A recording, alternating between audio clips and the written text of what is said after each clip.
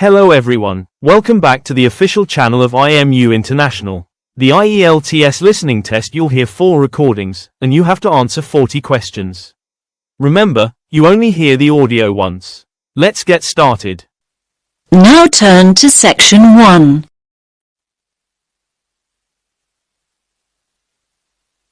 You will hear 2 students talking about libraries. First, you have some time to look at questions 1 to 5.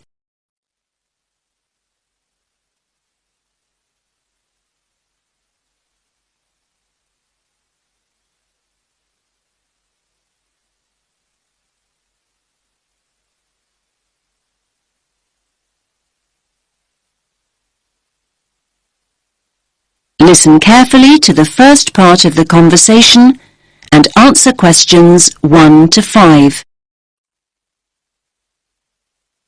Hi there, Tim. You look tired. Hi, Zara. I am tired. Well, it is SWAT-vac after all. SWAT-vac? Ah, yes, of course. Exam period. Don't remind me. I'm pretty exhausted myself. I'm finding it very difficult to study. It's so noisy where I live. I can't concentrate with all that traffic outside. I definitely need to find a quieter place to study. Me too. Actually, I've just downloaded some information about the best libraries in the city. Take a look at this. It's the Bailey Library. The Bailey Library? Isn't that the really old library on Parkville campus? Yeah, that's the one. It's the oldest in the city. And it says here that it's really popular with students. Popular with students? That means it's noisy and crowded. Okay, I see what you mean. But we could try to get there early to make sure we get good seats and a large desk to work at. It's open from 8:30 in the morning until 10 o'clock in the evening, Mondays to Fridays. 10? That's very early. I study much better after midnight. Just look at the size of my folder here. I've got so much to get through. Basically, I need to be in the library 24/7 to get all my revision done. Now, if the Bailey is that popular, it must be open at weekends. Yes, of course it is. It opens at 11 o'clock, in fact, and it closes at 5 p.m. Great. Not exactly what I call ideal for late-night study. Count me out. Okay. Here's another one. The Brown Library. Yeah. I think I've gone past it a couple of times. It's close to Stratton Street, right? Yes, Stratton Street and Royal Parade. Royal Parade? Well, that's convenient for me. My apartment's just a few minutes walk from there. When's it open? Well, it says here it opens at 7 in the morning, and you'll be pleased to hear that it closes well after midnight, 2 a.m. in fact. And we can go there any day of the week. That sounds ideal. Oh, wait a minute. We can't use it. It's only open to biomedical students. Biomedical students only? Great. Just when we thought we'd found the perfect place to study. Oh, wait a minute. This one sounds good. The RMIT Library. The RMIT Library? I've never heard of it. Where is it? It's on Swan Street, near the Central Bus Station. Swan Street. Ah, yes, I know where that is. It's a really long street, though. Do you have a number? Yes, number 360 Swan Street. The full address is Level 5, Building 8, 360 Swan Street. Okay. I think we'd need to get the bus there, but that's not a problem. So when's it open? It's open from 10 till midnight on weekdays. And what about weekends? 10 in the morning, but it closes at 6 o'clock on Saturdays and Sundays. But listen, it says here it has excellent computer and internet facilities. I like the sound of that. Me too. In fact, I like the sound of it so much, I think I'll take advantage of their excellent computer facilities right here and now. And how exactly are you going to do that? Your laptop isn't working. I know. So can I borrow yours? Now you have some time to look at questions 6 to 10.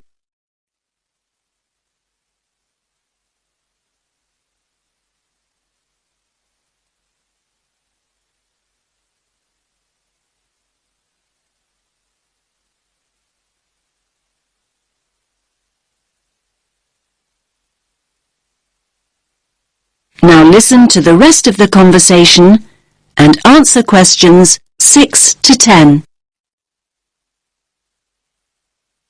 Okay, here's the RMIT Library website. So we want the bookings page.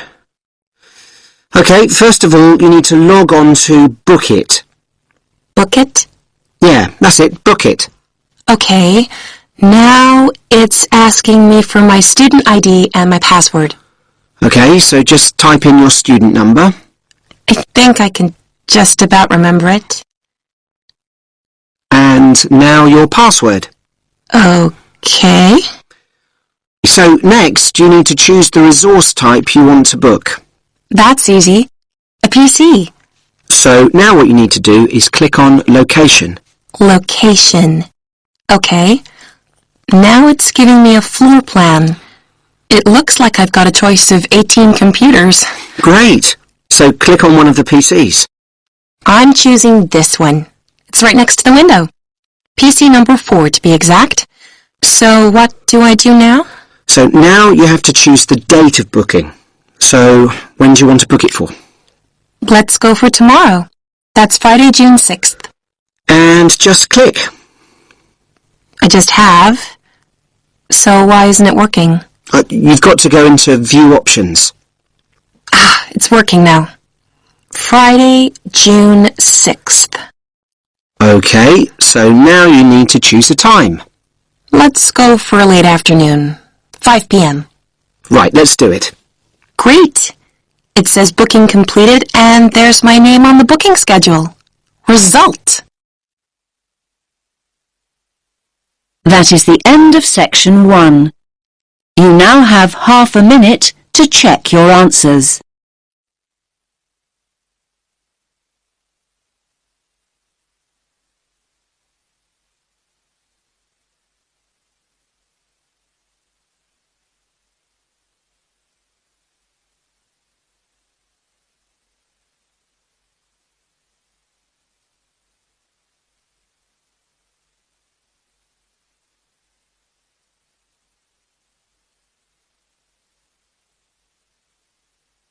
Track 6. Now turn to section 2.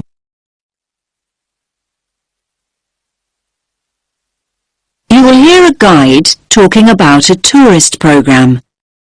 First, you have some time to look at questions 11 to 14.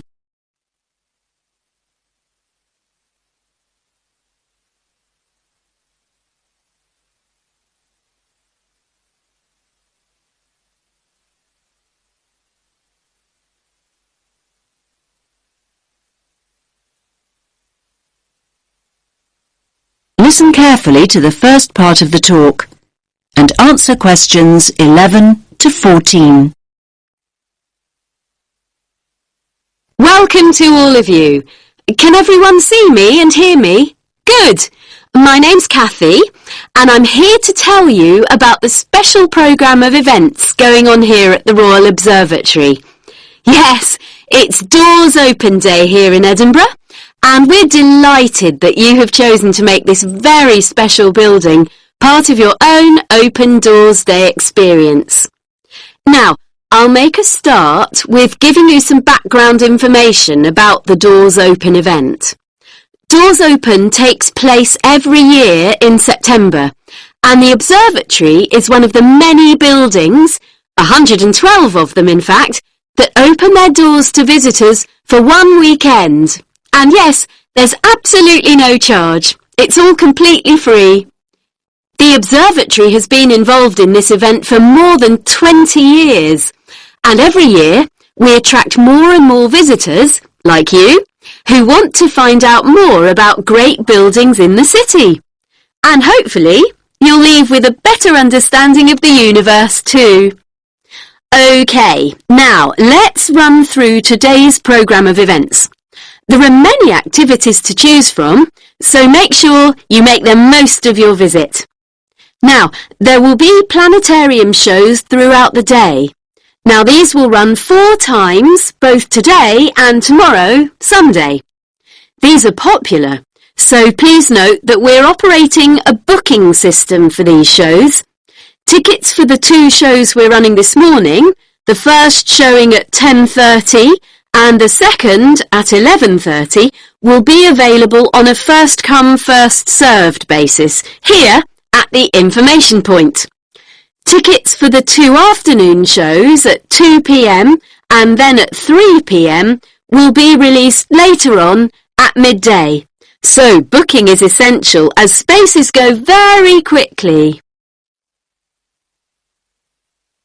Now you have some time to look at questions 15 to 20.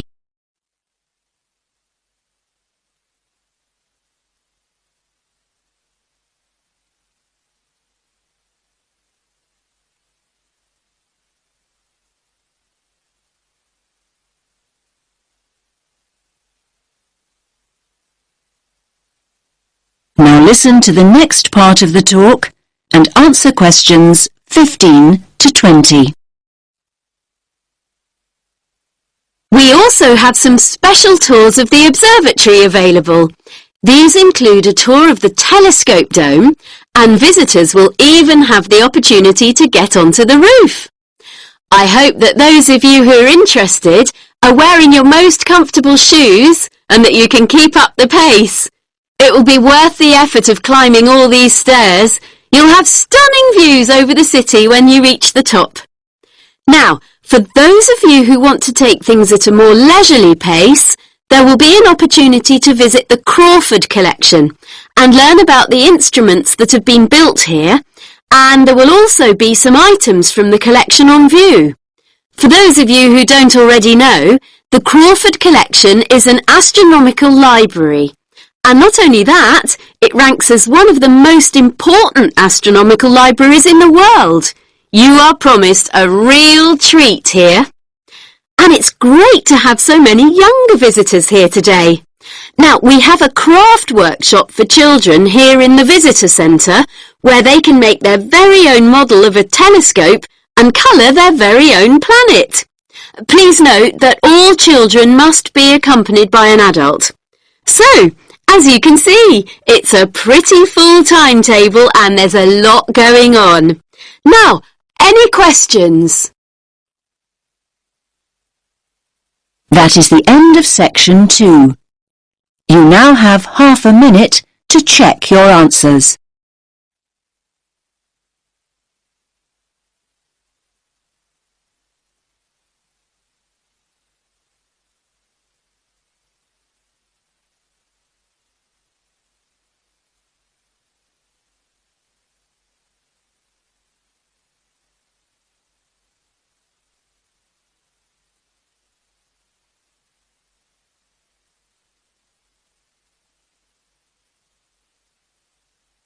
Track 7.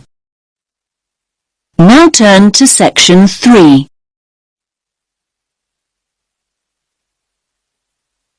You will hear 3 students discussing the issue of waste deposited in space.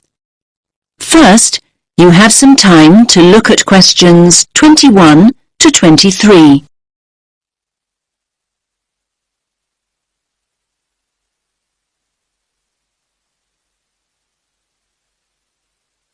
Listen carefully to the first part of the discussion and answer questions 21 to 23. Hey, did you manage to go to the talk by Dr. Chadwick this morning, Andy? I was there. What happened to you, Sam? My bike had a puncture. Seriously? Anyway, Ruth, I bet you took some notes. Can you fill me in? Sure. It was all about space junk. Really interesting, actually. I mean, I knew about how much rubbish humans are dumping here on planet Earth, but I had no idea how much junk there is flying around in space. Did you know that there are literally millions of pieces of rubbish orbiting the Earth as we speak? Not until now, I didn't. They reckon that around 100 tons of very small objects, like mainly dust, drops on Earth every single day. Yes, that's what she said. I thought space junk was all man-made. I can't believe they know so accurately how much is actually out there. Do they track and monitor it all the time? Yeah, they do. According to the talk, there are nearly 25,000 objects larger than 10 centimetres in diameter, now orbiting the Earth. And what does all this space junk consist of? Isn't it all discarded parts of rockets that were either broken or left behind after space missions, like Apollo and all those spacecraft from years ago? Well, yes, but not only that. All other kinds of debris that we've dumped in space too. Anything from dead satellites to loose metal screws. There are even tiny particles of paint and liquid coolant. You now have some time to look at questions 24 to 26.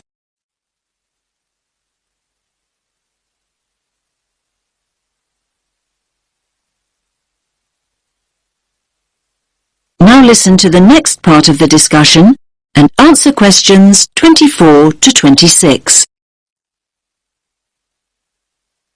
So who is to blame for depositing all this rubbish? Where does it come from? Well, I knew you were going to ask me that, Sam, so hang on. You can take some of my notes if you like. Thanks a lot. That's really helpful. Here, look. Over a third, 37% to be exact, comes from Russia. But other countries are close behind. Another third, well, just under actually, 29% is from America, and then 28% is from China. Yes, but other countries, like India, are adding to the rubbish pile. And don't forget the European Space Agency also has spacecraft in orbit. That's true. We're talking serious space junk. Pretty serious, I'd say. So come on, what do you think are the chances of something solid dropping from space onto our heads? Good question. Everyone asked that. Dr. Chadwick said at least one piece of junk falls to Earth every single day. But look at it this way. Earth is a pretty big place, so actually the statistical chances of being hit are extremely low. You now have some time to look at questions 27 to 30.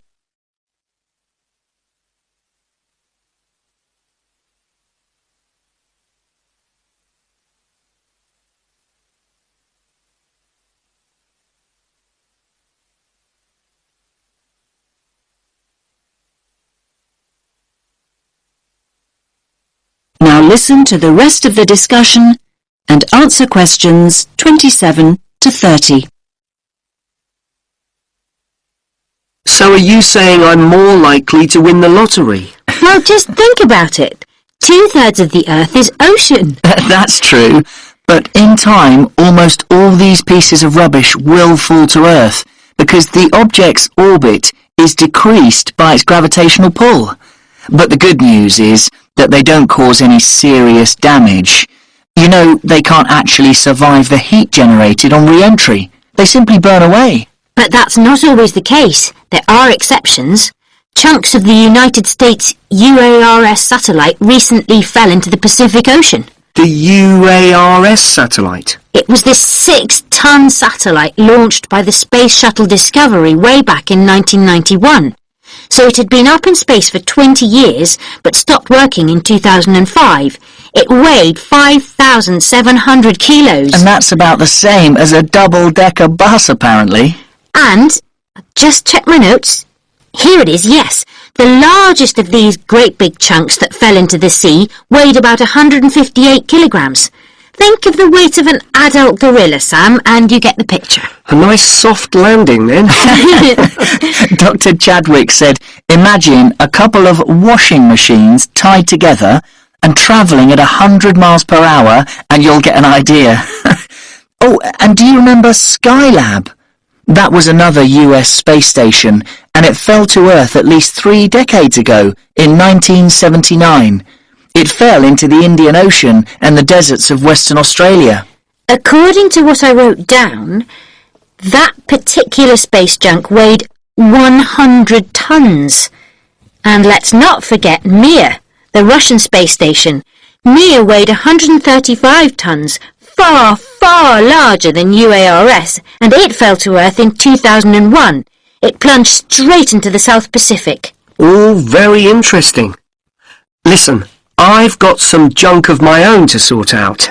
My bike. That's the second puncture this week. Come on, I'll help you fix it. That is the end of section 3. You now have half a minute to check your answers.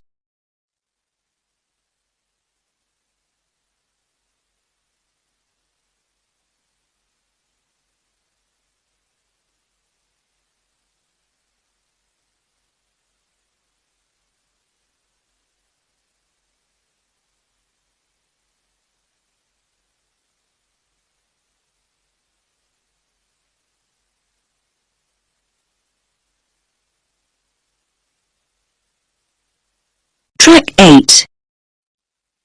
Now turn to section 4.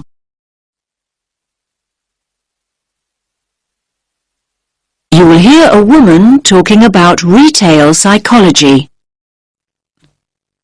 First, you have some time to look at questions 31 to 40.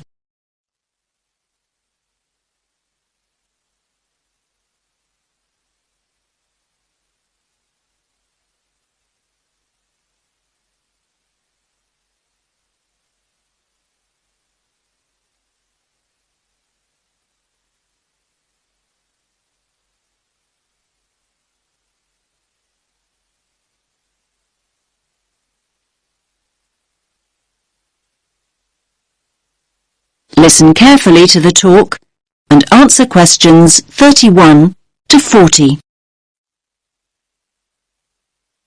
Hello everyone. Let's get started on the final lecture in our module on retail psychology. Today we're going to focus on supermarket layouts and how retailers display their products to encourage us as customers to spend as much of our money as possible. It's an interesting topic. Now, most of us don't actually realise that the layout is deliberately designed to make us part with our money. But in fact, millions of pounds are spent on research into the psychology of shoppers and what motivates us to buy. So, let's have a look at an actual supermarket layout. Now, here's the entrance to the store, just here. This area immediately around the entrance is what retailers refer to as the decompression zone or the dead zone. This is where the customers recover from the environment outside. And by that I mean this is where they adjust. For example, the place where they might put their keys in their pockets or take off their sunglasses, these kinds of things. So, what do you notice about this area? It's very empty, isn't it? Yes, it's pretty much clear of stock altogether. This area is not designed or used to sell us anything. Basically, the supermarkets never put any merchandise here because they know that no one's ready to buy yet. However, the retailers want their customers to feel comfortable. If they're in a relaxed state of mind, they're much more likely to stay longer and spend money. Now, let's look back at the entrance again. Now, it's interesting, but we know that 3/4 of us look right, not left, when we go into a supermarket. So, 75% of people. This gives the supermarkets a great opportunity to hit us with promotions and offers. So, near the front door, you might also find what we call the dwell zone. The dwell zone is the area on the right-hand side by the front door where you are encouraged to relax and browse. You will usually find newspapers and flowers here to help you do exactly that. Moving on from the dwell zone, we come to the power aisle. Basically, it's the main route customers return to after venturing into nearby aisles. And so this is the area of the supermarket where the strongest offers are displayed. So you might see a sign that reads barbecue time, and you'll see all the items you could possibly need for a barbecue. The charcoal, the sauces, the skewers and the drinks, everything you need, all in one place. Were you planning a barbecue before you went shopping? Do you even have a garden? Yes, the power aisle has a very powerful effect on sales, even though most of us don't even realize we are being sold to here.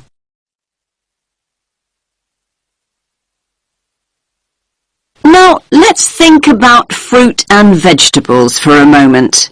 They're always located towards the front.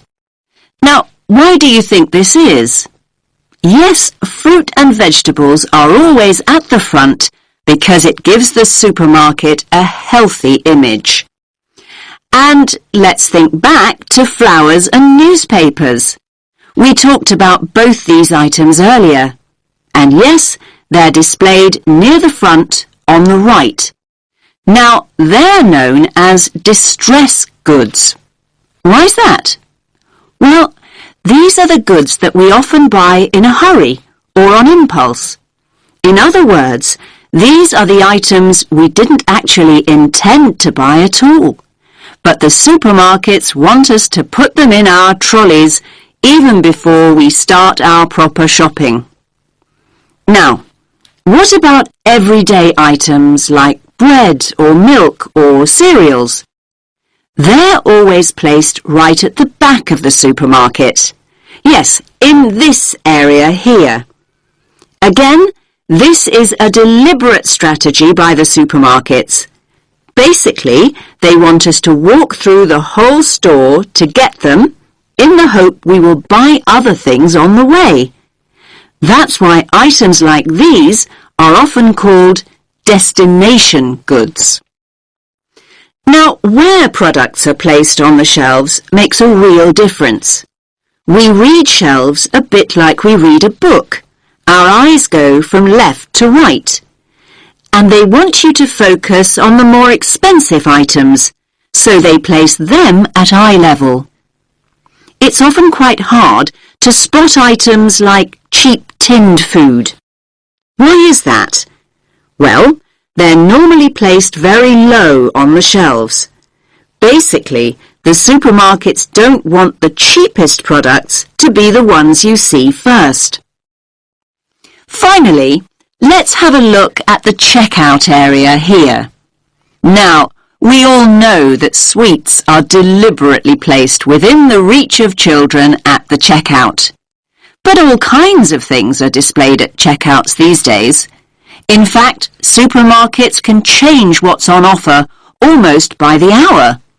It's a quick and easy way for them to rotate their stock. So, if the sun comes out, the checkout is an ideal place to display sunglasses. And if it rains, umbrellas can be placed there instead. Now, does anyone have any questions?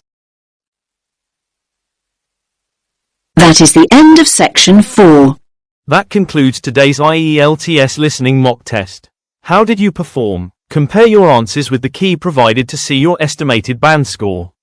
If you're ready to take your preparation to the next level, join us at IMU International. From intensive IELTS workshops to free student visa consultancy, we provide the expert guidance you need to succeed in 2026. Visit our centers in Navsari or Billamora to start your journey today. Don't forget to like this video and subscribe for more professional training from IMU International. Good luck with your studies, and we'll see you in the next session.